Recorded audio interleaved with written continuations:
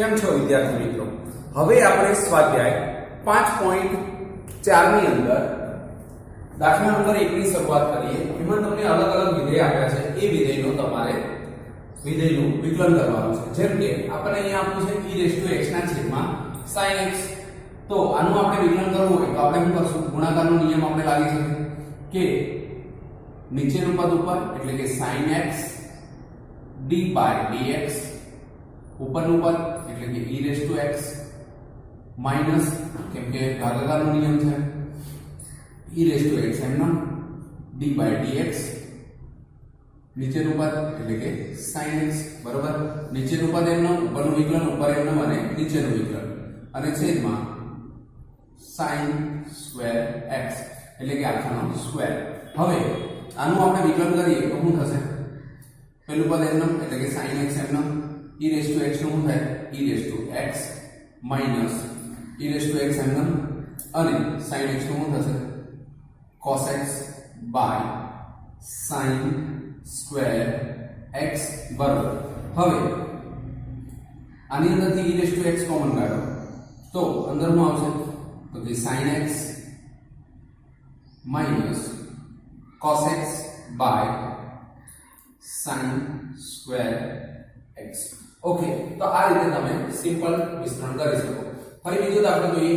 આની અંદર આપણે કીધું છે કે d by dx e sin inverse x. હવે યાદ રાખો આખા પદની અંદર જે કેટલા ઘાત હોય ઘાતનું વિકલન થાય. જેમ કે અહીંયા આપણે શું આપ્યું છે? ઓકે, sin inverse x આપ્યો છે. તો આનું વિકલન કરીએ આપણે તો શું આવશે? e sin inverse x. તો e sin inverse x નું sin inverse x d by dx. હવે કોનું બાકી રહે? તો કે sin inverse x નું બરાબર. આખા પદનું કર્યું તો e x તો e x નું એમ નંબર થાય. પછી આટલું બાકી રહ્યું sin inverse x. હવે sin inverse x નું કરીએ તો આપણી પાસે એક સૂત્ર હતું. આને આપણે મૂકો e sin inverse x into આનું શું થશે? તો કે 1 upon under root 1 minus x નો સ્ક્વેર. આ એનું સૂત્ર થઈ ગયું. હવે આપણે એને વ્યવસ્થિત લખીએ તો e sin inverse x છેદમાં under root 1 minus x નો સ્ક્વેર. ઓકે, હવે ત્રીજો દાખલો જોઈએ. ત્રીજા દાખલામાં આપણે એવું કીધું e x નો ક્યુબ. તો d by dx e x નો ક્યુબ. હવે આનું આપણે જ્યારે વિકલન કરવા જઈએ તો શું થશે? આખાનું વિકલન કરીએ તો e ની ઉપર x ની 3 ઘાત એનું એ જ રહેશે. પછી કોનો વારો? x cube d by dx x નો ક્યુબ. હવે e x ની 3 ઘાત ઇન્ટુ d by dx આનું વિકલન કરો તો શું થાય? 3x નો સ્ક્વેર ઇન્ટુ x નો શું થઈ જશે? 1. એનો મતલબ કે આને આપણે જો લખીએ તો કેવી રીતે લખાય? 3x નો સ્ક્વેર ઇન્ટુ e x નો ક્યુબ. તો આ રીતે આપણે સ્ટેપ બાય સ્ટેપ જે પણ પદ આપ્યા હોય એની અંદર આપણે જુઓ. હવે દાખલા નંબર 4 ની અંદર આપણને આપ્યું છે sin tan inverse e x.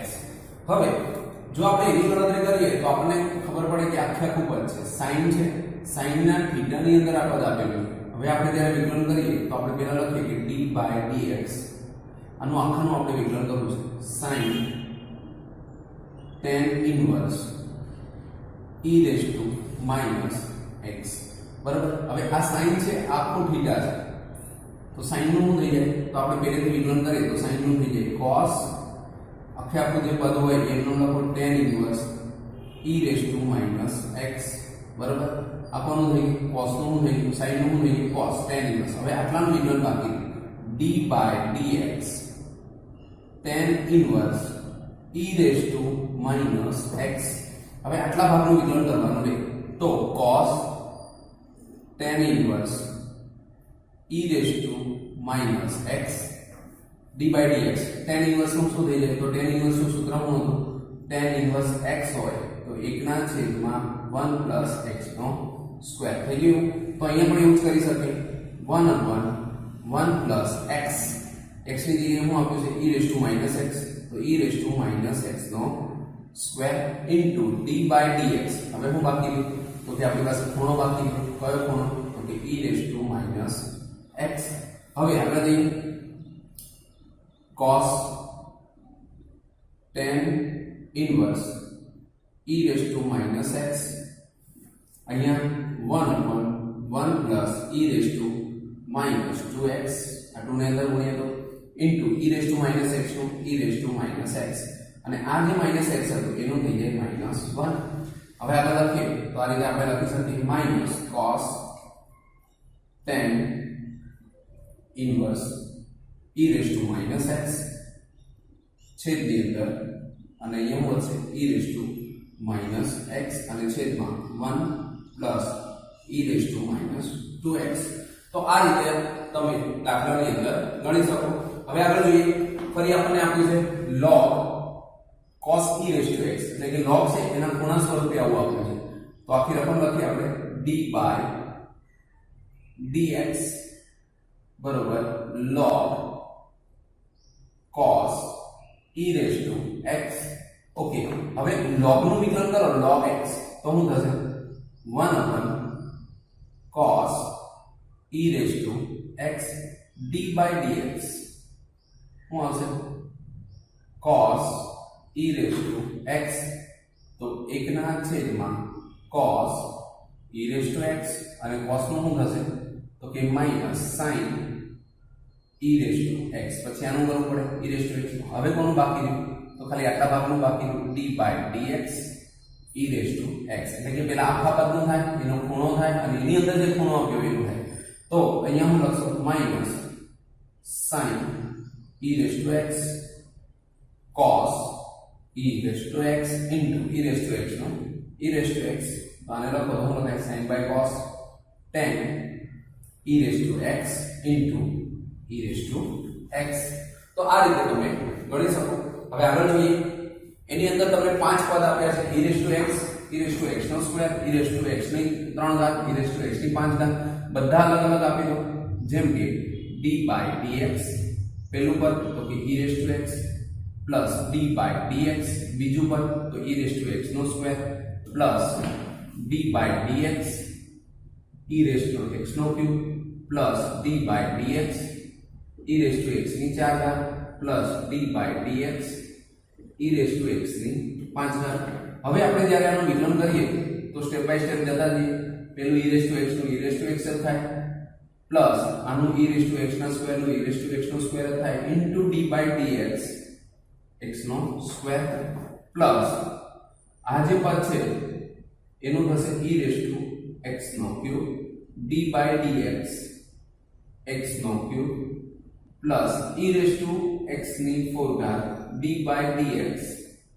x ની 4 ઘાત plus e raised to x ની 5 ઘાત into d by dx x ની 5 ઘાત હવે બધાનું લાઈનસર વિકલન કરતા જઈએ તો શું આવશે equal to e raised to x plus e raised to x નો સ્ક્વેર into x ના સ્ક્વેર નું શું થઈ જશે 2x plus e raised to x નો ક્યુબ અહીંયા થશે 3x નો સ્ક્વેર કેમ કે આનું વિકલન કરો એટલે શું થઈ જાય 1 ઘાત આ ઘાત આગળ અને ઓછું e raised to x ની 4 આગળ 1 ઘાત ઓછી એટલે 3 plus e raised to x ની 5 ઘાત 5 આગળ 1 ઘાત ઓછી એટલે 4 આમાંથી તમે જુઓ કે કોમન નીકળતું હોય તો કોમન કાઢવાનું નહીં તો લાઈન સર લખી દો તો એ તમારું શું આવી ગયું જવાબ જેમ કે e raised to x અને આગળ લખીએ plus 2x e raised to x નો સ્ક્વેર પ્લસ 3x નો square e raised to x નો ક્યુબ પ્લસ 4x નો cube into e raised to x ની 4 ઘાત પ્લસ 5x ની 4 ઘાત into e raised to x ની 5 ઘાત તો આ રીતનું તમે સ્ટેપ બાય સ્ટેપ દરેક એક એક પદનું વિકલન કરી અને જવાબ લાવી શકો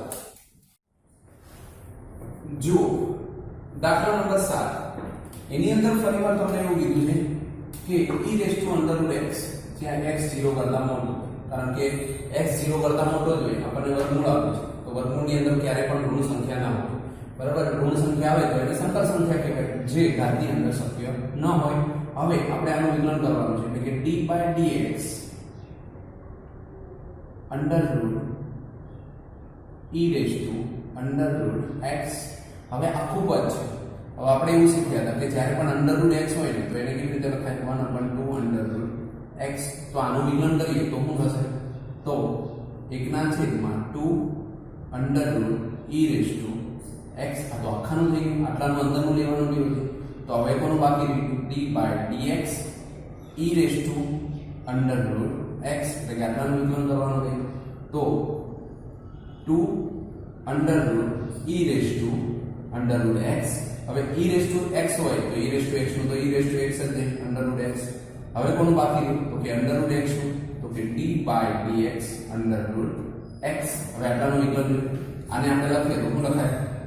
e raise to under root x છેદમાં 2 under root e raise to under root x. અને ફરીવાર અહીંયા શું વધ્યું? અંડર રૂટ x, તો એનું થઈ જાય 1/2 અંડર રૂટ x.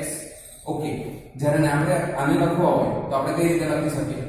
તો e raise to under root x છેદમાં 2 અને 2 એટલે કેટલા થશે? 4 under root x into under root e raise to under root x.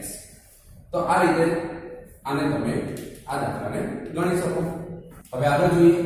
હવે આપણને 8મા નંબરના દાખલામાં શું આપ્યું છે? log કૌંસમાં log x d by dx log x. હવે તમારે આટલાનું વિકલન કરવાનું છે. તો log નું વિકલન શું થઈ જાય? 1/log x. બરાબર, આ log છે અને અહીં શું છે? x છે. આનું વિકલન કરો તો શું લખાય? 1/x લખાય. પણ આ log છે અને એનો આખો ખૂણો log x છે, તો એનું વિકલન થાય 1/log x. હજી કોનું વિકલન બાકી રહ્યું? d by dx log x નું. તો log x નું વિકલન કરો તો ફરીવાર શું આવે? 1/x. તો 1 ના છેદમાં log x ઇન્ટુ 1/x. આને આપણે લખીએ તો શું લખાય? 1/x into log x. Okay, હવે આપણે જઈએ ફરીવાર. અહીંયા હું આપ્યું છે cos x ના છેદમાં log x. તો આપણને ખબર પડે આ તો ભાગાકાર દેખાય છે. તો d by dx આપણે આખા પદનું જોઈએ છે cos x ના છેદમાં log x. ભાગાકારનો નિયમ વાપરીએ આપણે. નીચેનું પદ પહેલા તો શું આવશે? log x d by dx. ઉપર શું છે? તો કે cos x. વચ્ચે છે એની નિશાની માઈનસ ની cos x એમનો d by dx શું આવશે? તો કે log x છેદમાં log x નો સ્ક્વેર. બરાબર છે. હવે જોઈએ જે વિકલન થતું એ કરીએ તો શું આવશે? log x એમનો cos x નું થશે minus sin x minus cos x એમનો અને log x નું થશે 1/x છેદમાં log x નો સ્ક્વેર. ઓકે, થઈ જાય. હવે જો આ x છે, x નો તમે લસા લો તો અહીંયા પણ આવે અને નીચે પણ જાય. તો આ રીતે આપણે લખી શકીએ. અહીંયા માઈનસ છે, minus log x into sin x. બરાબર, આ જે આપણે લખ્યું. હવે આની આગળ આ x નો લસા લો તો શું લખાય? x અને આગળ શું આવશે? માઈનસ. પછી અહીંયા પણ એવું છે માઈનસ cos x. આનો જે માઈનસ x હતો એ ક્યાં જતો રહેશે? નીચે. તો અહીંયા શું આવશે? x log x નો સ્ક્વેર. બરાબર છે. તો આ રીતે તમે એનો આન્સર લખી શકો. અહીંયા માઈનસ છે, આ x હતો એ લસામાં છે, આની નીચે છે તો અહીંયા નથી એટલે લસા લીધો, બંનેની નીચે આવે પછી એ નીચે જતો રહે. હવે ઉપર શું બાકી રહ્યું? તો 10મા દાખલાની અંદર એવું કીધું છે કે cos log x plus e raised to x. તો આખા પદની આગળ લખીએ કે d by dx cos log x plus e raised to x. Okay, તો હવે આનું વિકલન જ્યારે આપણે કરવાનું હોય તો આપણે શું કરશું? આખાનું વિકલન કરવું પડે. cos નું વિકલન શું થાય? તો કે minus sin log x plus e raised to x d by dx. હવે કોણ બાકી રહ્યું? તો કે log x plus e raised to x. હવે આગળનું પદ એમનું લખીએ minus sin log x plus e raised to x. આ તો છે log x નું થઈ જાય તો કે 1/x અને plus e raised to x નું e raised to x થઈ ગયું. આને જો અંદર જવા દઈએ તો આપણે બે પાર્ટમાં અલગ અલગ લખી શકીએ. Minus sin log x plus e raised to x ના છેદમાં x અને plus e raised to x ની અંદર ઉમેરીએ તો minus e raised to x into sin આખું નીચે લખીએ આપણે કે પ્લસ આ પ્લસ છે આ પદ હતું e રેઝ ટુ x આખું પદ i રેઝ ટુ x સાથે ગુણાય તો આવું થઈ જાય બરાબર આ એ માઈનસ અંદર જશે તો ફરી પાછું શું થઈ જશે minus e raise to x sin log x plus e raise to x એના છેદમાં છેદ નથી કેમ કે e રેઝ ટુ x છે એ આખા પદની સાથે ગુણાય પેલા 1 upon x ને આખા પદ સાથે ગુણ્યો એટલે x છેદમાં અને પછી e રેઝ ટુ x ને આખા પદ સાથે ગુણ્યા તો આ રીતનું જે પાછળ છેલ્લે સ્ટેપ વધ્યું એ